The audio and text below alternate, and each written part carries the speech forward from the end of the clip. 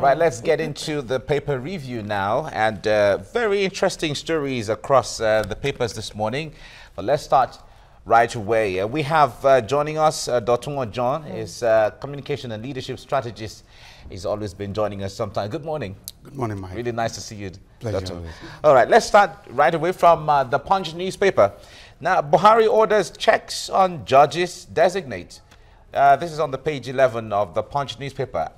One would say, after the experience of the list that was the board members and board chairmen, where they had names of people who were dead and the names were increasing by the day, I guess this calls for a new leaf now.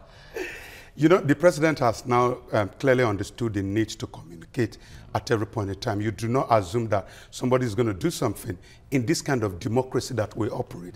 Everything centers, even our constitution makes it very clear that perhaps the only executive member we have, in fact, is the president. The other people are just to support him. So now I think he has come to realize the need for him to communicate whatever he wants.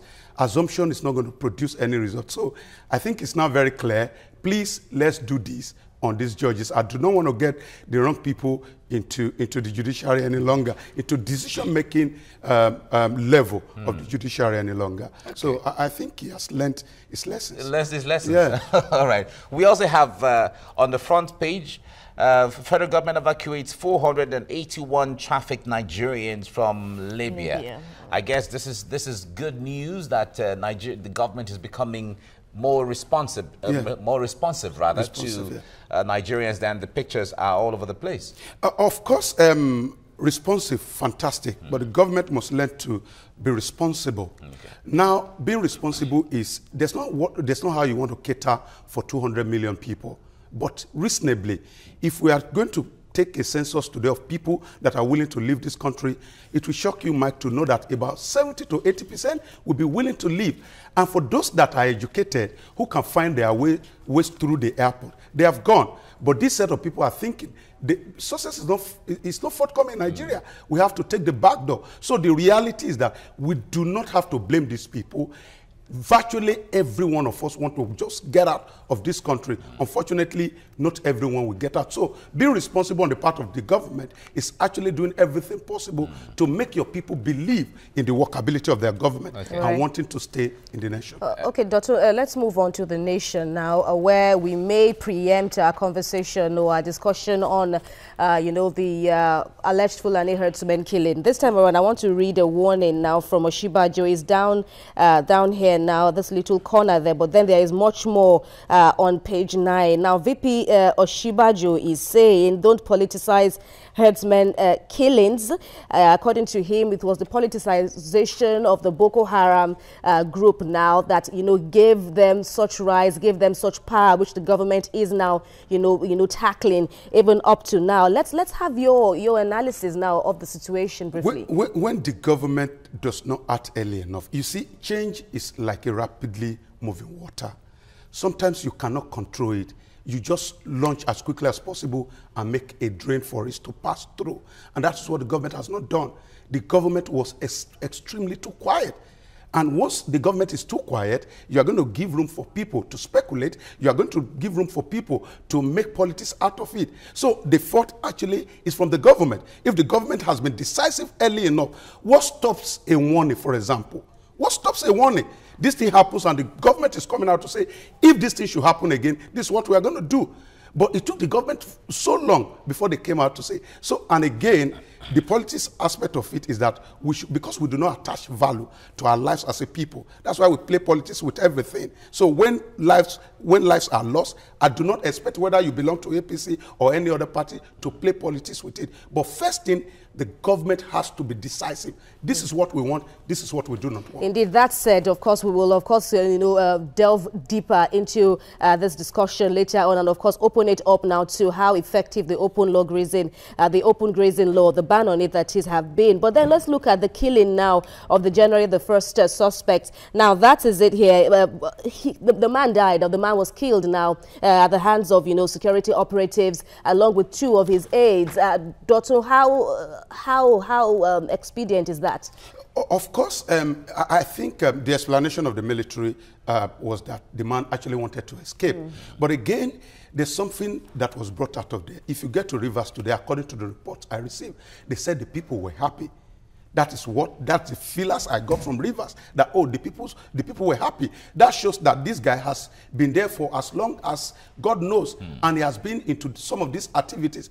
This is some of the decisive action. It's not going to favor everybody at the end of the day. Exactly. Some people may say, oh, you should not have killed him and all that. But we know the case of Evans that is still running now. Do you get me? So most of the times, actions like this may not be totally expedient, but they may be necessary for the government to continue to prove a point that we are not going to tolerate killings like this. Let's value lives. At least look at the number of people that died, innocent people that died on the first.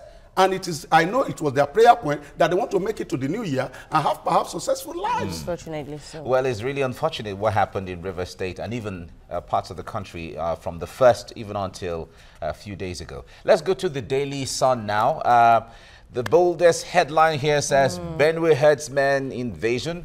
Otom, federal government ignored our distress calls. That's the governor of Benue State. Says attack sponsors based in Abuja. You've betrayed us, Haye tells Buhari. In fact, there was a strong worded letter, open letter written by Professor Yowesi Haye to the president. Yeah. And if you read that letter, it was really strong. It's a strong one.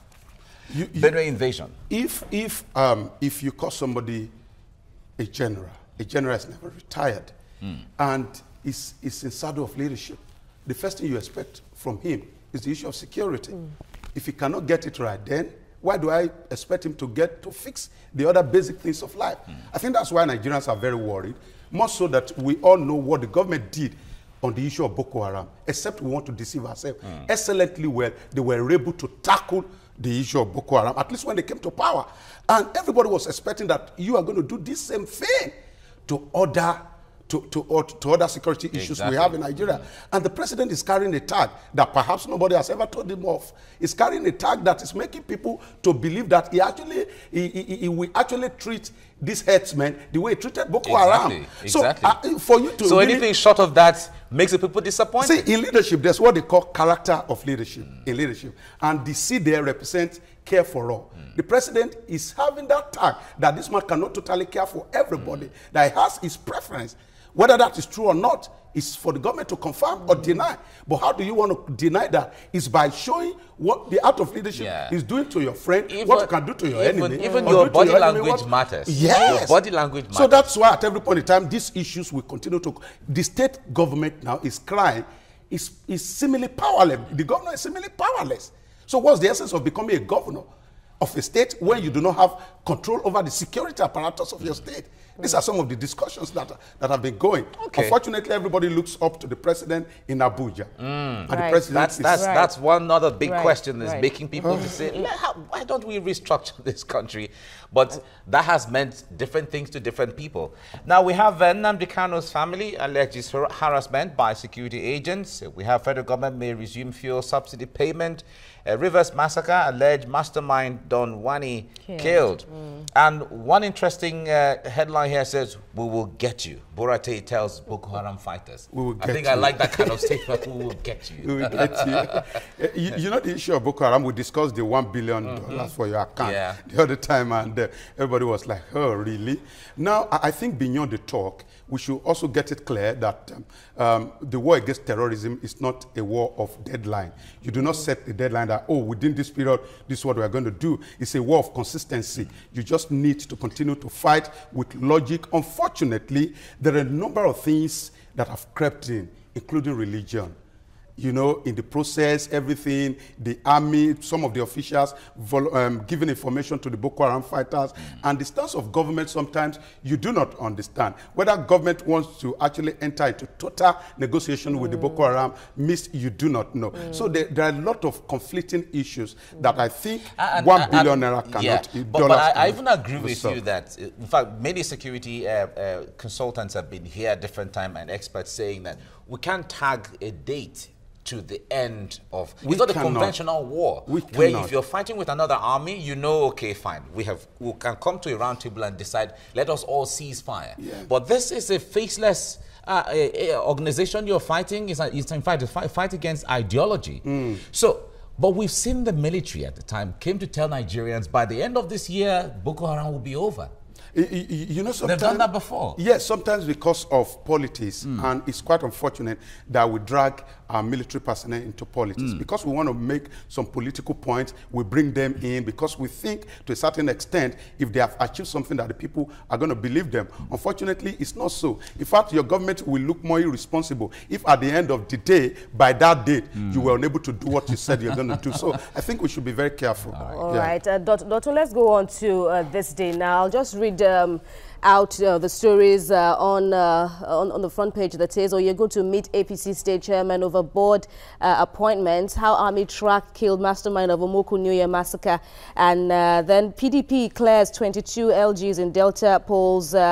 The State Electoral Commission has ordered a rerun in 2 others. Uncertainty looms over inflation growth as MPC is placed on hold. And then PDP is tackling APC, FG, over the new fuel subsidy plan. So NNPC is saying it will carry on with the current fuel price regime now. But then it's opening it up to the marketers now, to also intervene in the issue and then get gain. They will now have to determine their own price as they deem fit. But PDP is crying foul on this. What's wrong with the arrangement? You see, there's everything wrong with the arrangement.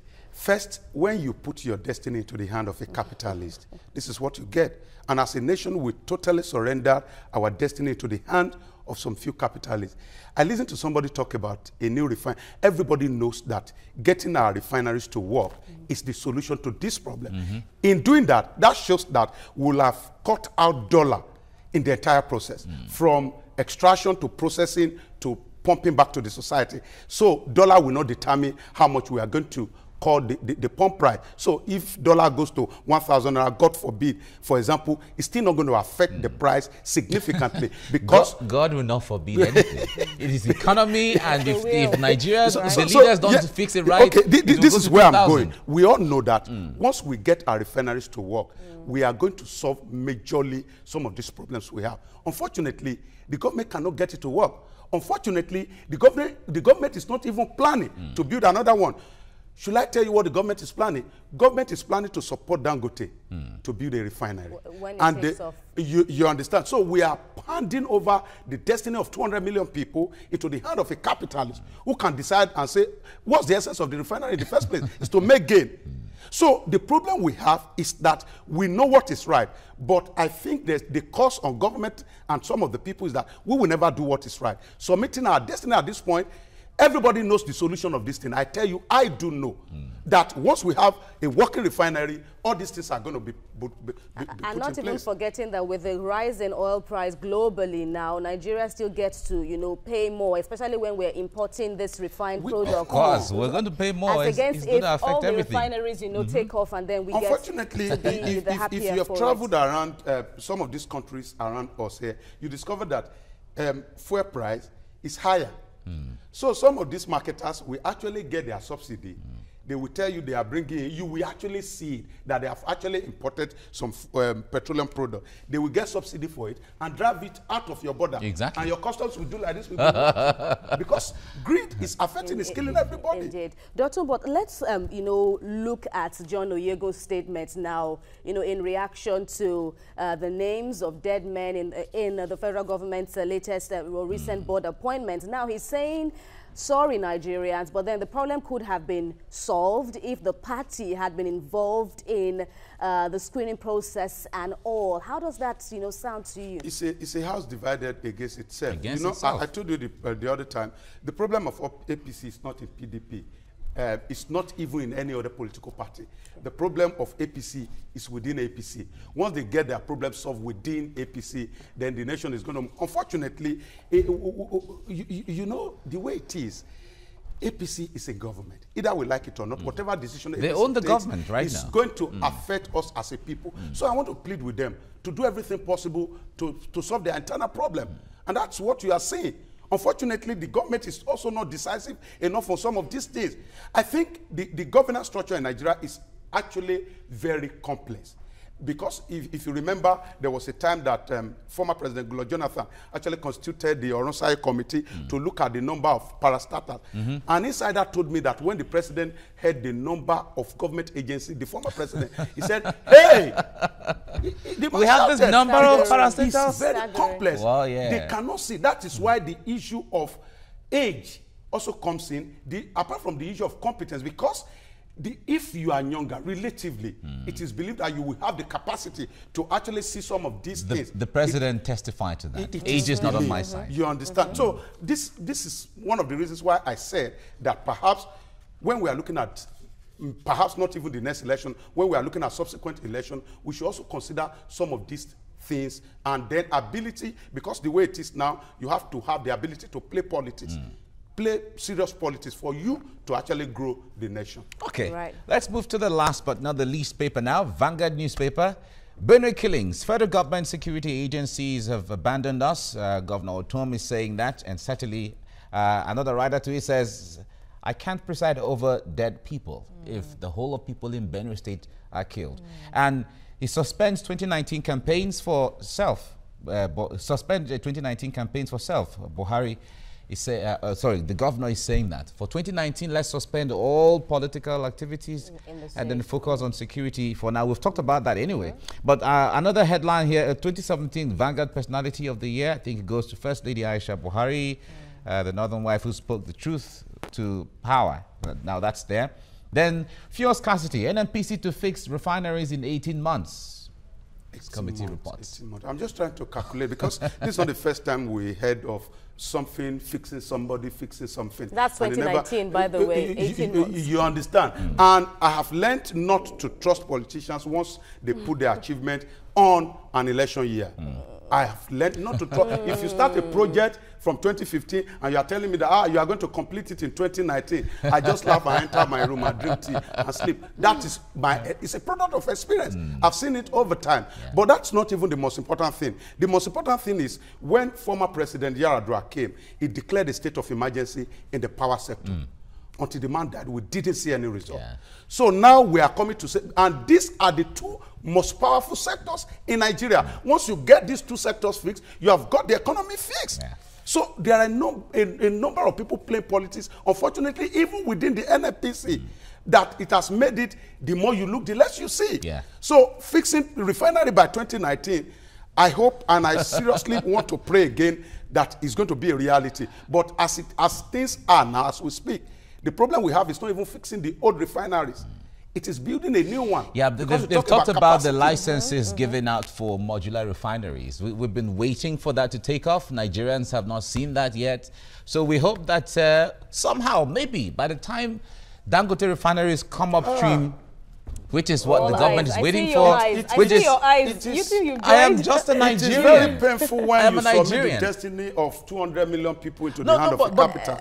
But the point there is, I understand you. But if that is where it's going to start from, because it is proven that government has no business in business, and government is not managing refineries well and managing the oil business well. So if we bring in private hands and they're doing it well, or they show the way, why not? And the prospects anyway, in this Dangote refinery taking off now, seems to be the reason why many, even random Nigerians like ourselves, are saying, oh, okay, let Dangote refinery come on, and then... And let's see the difference. Let's see how things turn out. I'm not against Dangote refinery, but I don't want the government to use that as an excuse not to do of its incapacity to fix refineries.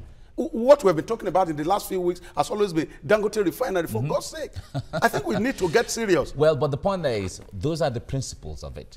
When it comes to the average Nigerian walking on the street, broad street in Lagos or maybe in Enugu, or what they want to see is oil. Let them be fuel. They don't want to know all the technicalities, who refines, who doesn't refine. They don't want to know. Theirs is, if I drive into a filling station in Asaba or in Otukpo, as the case may be, I want to buy fuel and go. And I think the conversation should also be on people living beyond Lagos and Abuja, Exactly. because that's where, you know, they feel the bite. Okay, fine, Lagos is having it better now after such a horrendous experience. But with oil. Abuja still has some bites. Right, and have we been elsewhere? In all of this, I think, like I said, this will be the third time I will say this, that this government needs to be decisive. Either Dangote Refinery is going to work or any other thing.